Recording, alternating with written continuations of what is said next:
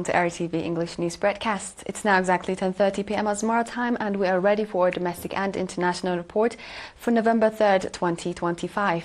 Reporting live from our headquarters in Asmara and inviting you to stay with us is Heaven Johans, your news anchor for this session. Let's begin with the major headlines. Encouragement to outstanding students in Asmara. Awareness-raising training program conducted in Massawa. And in our international, Ukraine receives more Patriot missile systems. And earthquake in Afghanistan kills at least 20.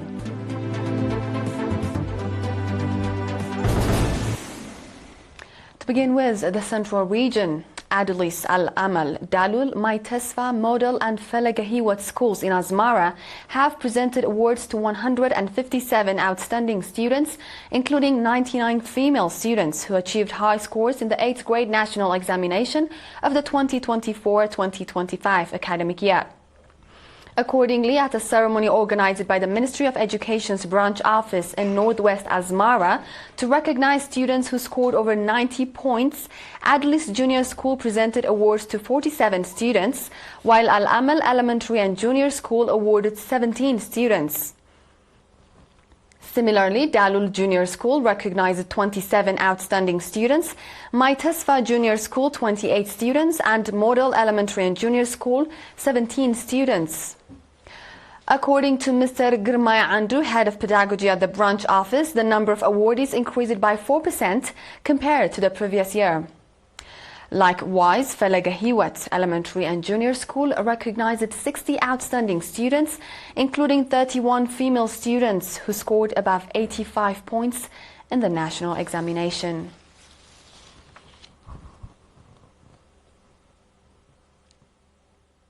Moving on to the northern Red Sea region, as part of efforts to enhance youth workers' awareness, the National Confederation of Eritrean Workers branch in the northern Red Sea region organized an awareness training program for youth workers from various government institutions in the port city of Massawa and Ginda. The training took place at the Massawa Workers Training Center. The program covered topics such as the role of youth workers in the current stage, positive thinking, self-assertiveness, the importance of having vision, objectives and planning, safety at workplace, challenges faced by women in the workplace, and labor law in Eritrea. Noting that capacity building programs for workers have been regularly organized, Mr. Habtamariam Tesfa Mikael, head of the National Confederation of Eritrean Workers branch in the northern Red Sea region, called on the trainees to apply the knowledge they gained in their respective workplaces. Similarly, the National Confederation of Eritrean Workers branch provided training for unit heads of the Confederation, focusing on the basic concepts of administration and leadership, the background and significance of the Workers' Confederation, and joint discussion and collective agreements.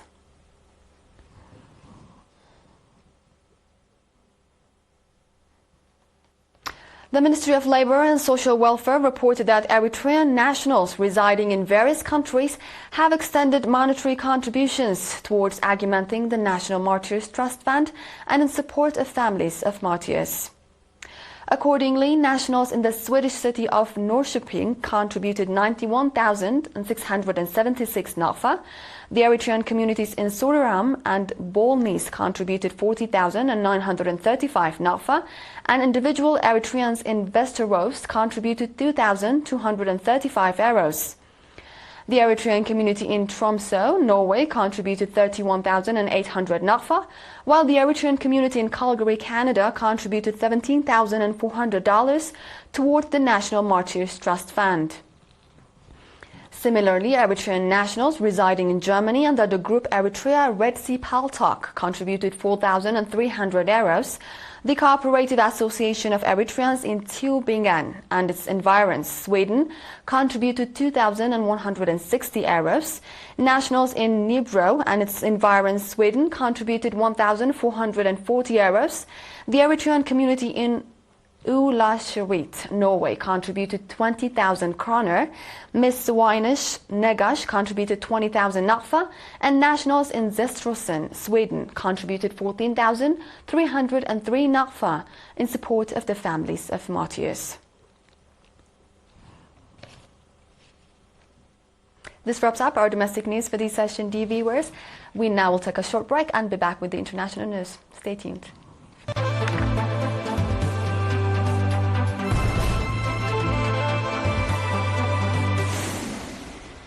Welcome back.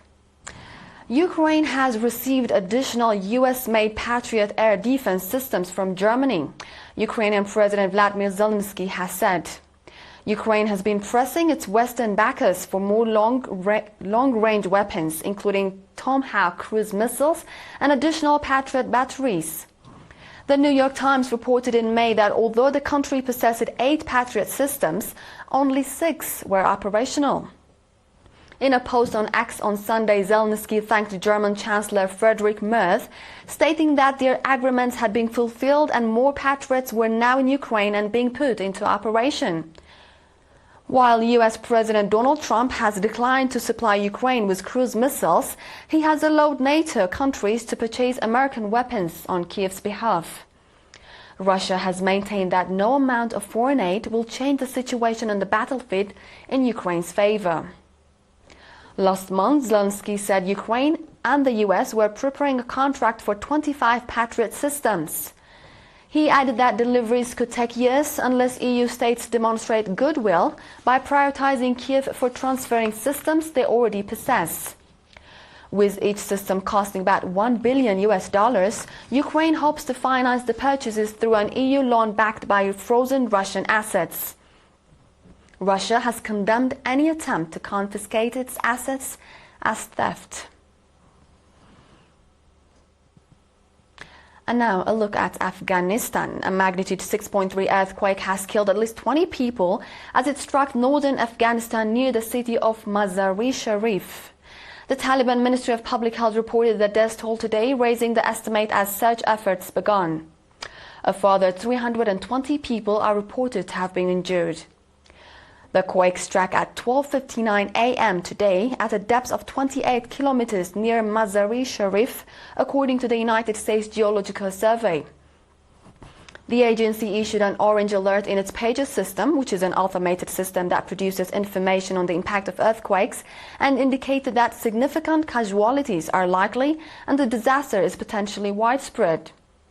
Health Ministry spokesman Sharafat Zaman stressed that the death toll of 20 was only preliminary, and the country's National Disaster Management Agency said reports on casualties and damage would be shared later.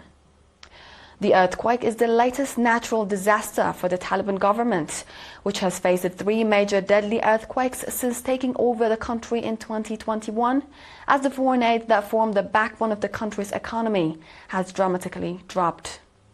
A shallow magnitude 6.0 quake, the deadliest in recent Afghan history, struck this year on August 31st in the country's east, killing more than 2,200 people. This wraps up our domestic and international news for this session, dear viewers. Before we conclude, I present you the major headlines once more. Encouragement to outstanding students in Asmara. Awareness-raising training program conducted in Massawa.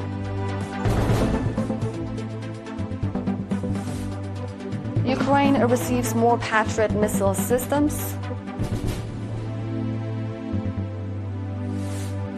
And earthquake in Afghanistan kills at least 20.